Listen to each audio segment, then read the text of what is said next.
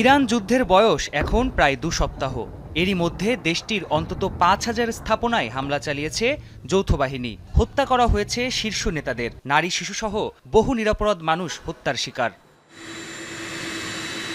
এত কিছু করেও উল্লেখযোগ্য সফলতা পায়নি মার্কিন যুক্তরাষ্ট্র। আল জাজিরার বিশ্লেষণ বলছে, দীর্ঘদিন ধরে ইরানের ইসলামিক প্রজাতন্ত্রের পতন ঘটাতে খামেনি সহ শীর্ষ নেতাদের হত্যার নির্দেশ দিয়ে আসছিলেন প্রেসিডেন্ট ট্রাম্প। অথচ এখনও অক্ষত দেশটির শাসন কাঠামো। সর্বোচ্চ নেতার পদে বসেছেন নিহত খামেনির ছেলে মুজতবা খামেনি। ইরানি কূটনীতিকদেরও হাত করার চেষ্টা করছে মার্কিনিরা। বিপ্লবী গার্ডস বাহিনীকে অস্ত্র সমর্পণের নির্দেশ দিয়েছিলেন মার্কিন প্রেসিডেন্ট। ক্ষমতা দখলের উদ্দেশ্যে সরকার বিরোধীদের রাস্তায় নামতে আহ্বানও জানানো হয়। দিন শেষে পরিকল্পনার কোনোটি সফলতার মুখ দেখেনি।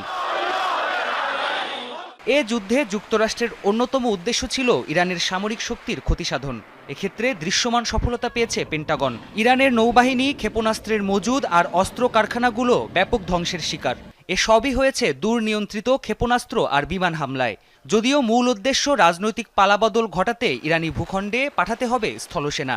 মধ্যবর্তী নির্বাচনের আগে সেই ঝুঁকি ট্রাম্প নেবেন কিনা তা নিয়ে সন্দেহ রয়েছে বিশ্লেষকদের।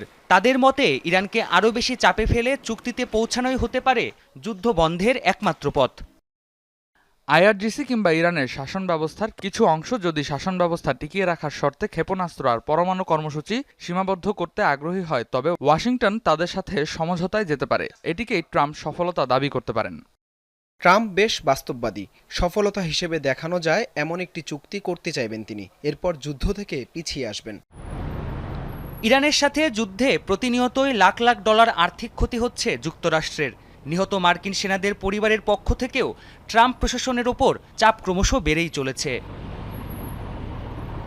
প্রাণপ্রতিম কুণ্ডু, যমুনা নিউজ।